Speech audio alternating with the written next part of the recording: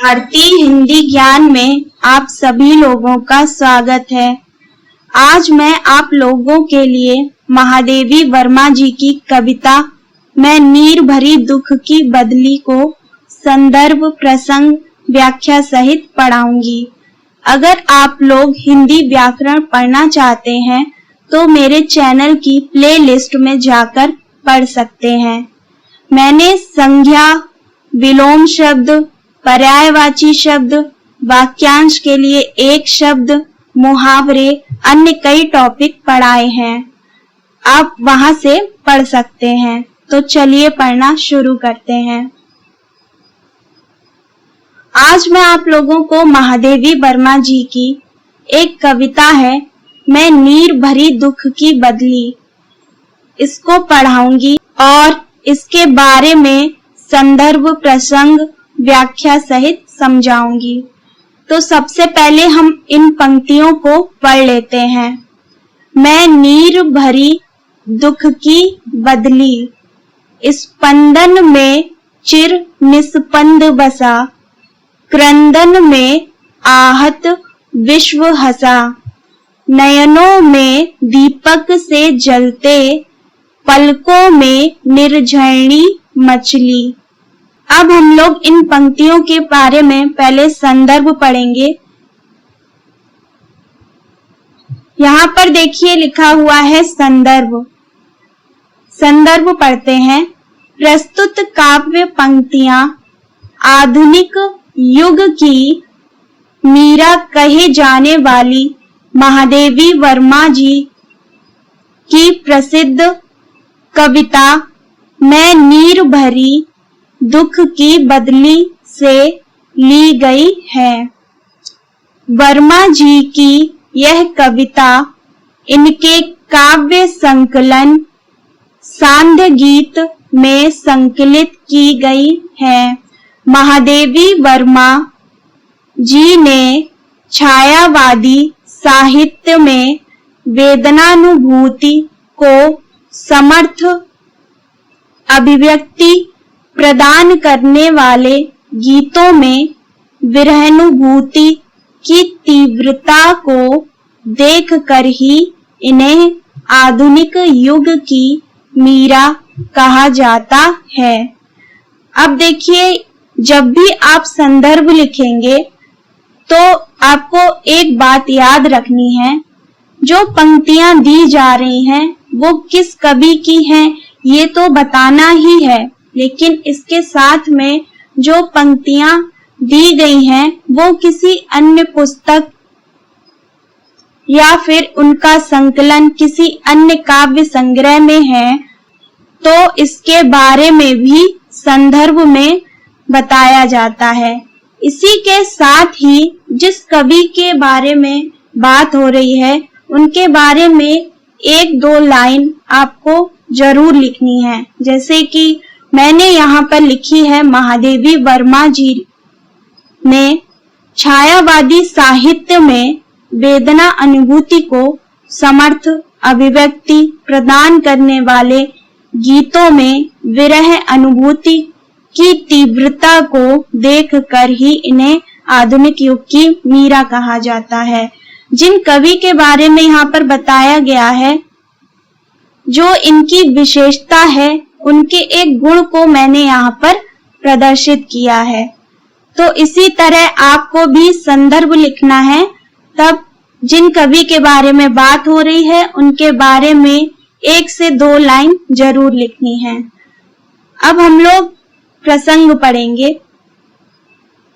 महादेवी वर्मा जी ने इस कविता के माध्यम से अपनी विरह वेदना को व्यक्त किया है।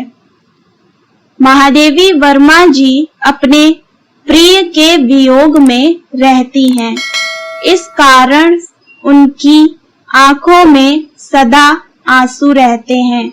इसलिए महादेवी वर्मा जी ने स्वयं को नीर भरी दुख की बदली कहा है।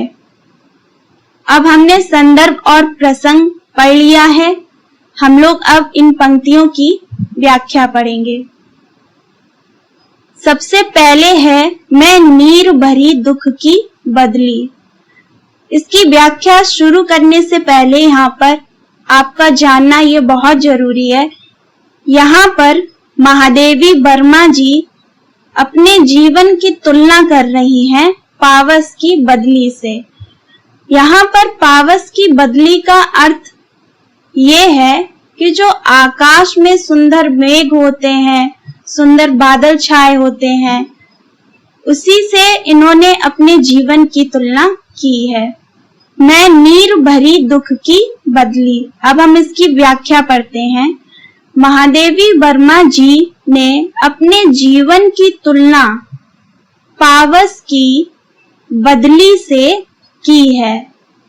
पावस की बदली का अर्थ यहाँ पर यह है कि जब आकाश में सुंदर मेघ के बादल छाए होते हैं और उन काले मेघ से वर्षा होने वाली होती है।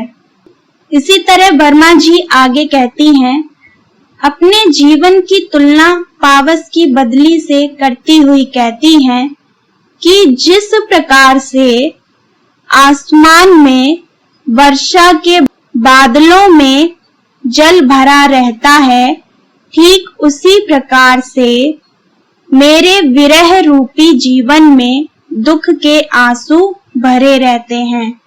मेरी आंखें सदा भरी रहती हैं। मेरा जीवन करुणापूर्ण है। मेरा हृदय अपने लिए तथा दूसरों के लिए भी करुणा द्रवित रहता है। यहाँ पर ये समझना बहुत जरूरी है आप लोगों के लिए कि किस बारे में बात हो रही है।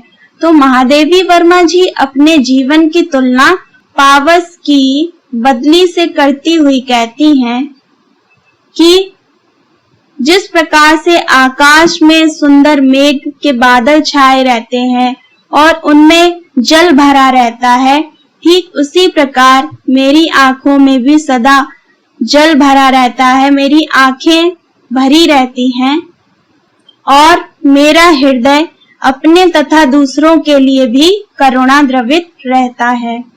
इसी तरह नेक्स्ट लाइन का अर्थ होगा, स्पंदन में चिर निस्पंद बसा।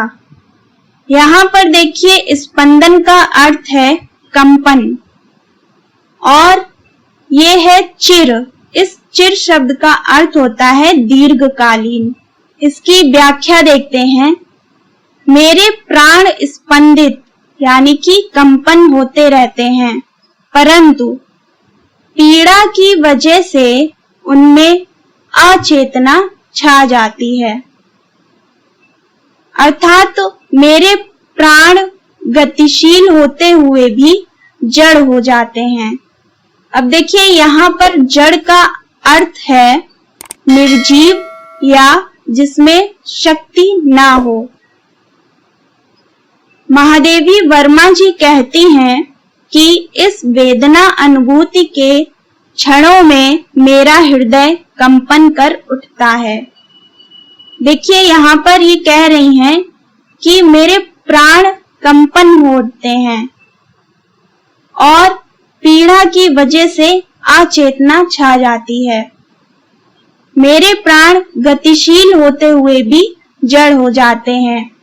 प्राण गतिशील का अर्थ है कि प्राणों में शक्ति होती है, लेकिन शक्ति होते हुए भी फिर मेरे प्राण शक्तिहीन हो जाते हैं। और वर्मा जी आगे कहती हैं कि इस वेदना अनुभूति के कारण मेरा हृदय कंपन कर उठता है। इसी तरह नेक्स्ट लाइन है, क्रंदन में आहत विश्व हंसा। यहाँ पर क्रंदन का अर्थ है विलाप करना या फिर रोना। इसका अर्थ है महादेवी वर्मा जी कहती हैं कि मैं विलाप करने लगती हूँ, पर मेरा दुख केवल मेरा नहीं है, बल्कि यह विश्व के दुख का प्रतिनिधित्व करती है। अतः मेरे इस क्रंदन में पूरे विश्व की वेदना छिपी हुई है। अब देखिए यहाँ पर महादेवी वर्मा जी कह रही हैं कि उनका जो दुख है वो सिर्फ उनका नहीं है बल्कि पूरे विश्व के दुख का प्रतिनिधित्व करता है। उनके क्रंदन में पूरे विश्व का दर्द, पूरे विश्व की वेदना छिपी हुई है। इसी तरह नेक्स्ट है, नयनों में दीपक से जलते। महादेवी वर्मा जी कह रही हैं कि मेरे नेत्रों में दुख के कारण जो अंगारों जैसा प्रकाश दिखाई दे रहा है, इस प्रकाश को देखकर ऐसा लगता है जैसे विरह के दीपक जल रहे हैं। उनकी आंखों में जो दुख के आंसू हैं, जो दुख के कारण जो आंखों में अंगारों जैसा एक प्रकाश दिखाई दे रहा है, तो उससे कैसा प्रतीत होता है, ऐसा लगता है जैसे विरह के दीपक जल रहे हों। इसी तरह नेक्स्ट लाइन है, पलकों में निर्झरणी मछली। इसका अर्थ है महादेवी वर्मा जी के नेत्रों से जो आंसुओं की वर्षा होती रहती है, इनकी पलकों से निरंतर बहने वाले आंसुओं को देखकर ऐसा प्रतीत होता है जैसे इनकी पलकों में निर्झरणी बसी हुई है जो निरंतर झरती रहती है। यहाँ पर महादेवी वर्मा जी कह रही हैं कि नेत्रों से आंसुओं की वर्षा होती रहती है। यहाँ पर महादेवी वर्मा जी ने पावस की बदली से खुद के जीवन की तुलना की है और जिस प्रकार से आसमान से वर्षा होती रहती है, आसमान में मेघ में बादल में पानी भरा रहता है और वर्षा होती रहती है, ठीक उसी प्रकार महादेवी वर्मा जी के नेत्रों में आंसू भरे रहते हैं और आंसुओं की वर्षा होती रहती है। ये वर्षा निरंतर होती रहती है और इनकी पलकों में ऐसा प्रतीत होता है कि निर्झरणी बसी हुई है जो कि निरंतर झरती रहती है। नेक्स्ट है काव्य सौंदर्य। हमने व्याख्या पूरी पढ़ ली है, अब हम इसके काव्य सौंदर्य को पढ़ते हैं। आपको एक चीज ध्यान रखनी है, जब आप काव्य सौंदर्य लिखेंगे तो जो पंक्तियां दी हुई हैं, जो भी आपको कविता दी हुई है, उसके बारे में 4 से 5 लाइन जरूर लिखनी है। काव्य सौंदर्य में आपको भाषा, रस, छंद, अलंकार, इन सारी चीजों के बारे में बताया जाता है।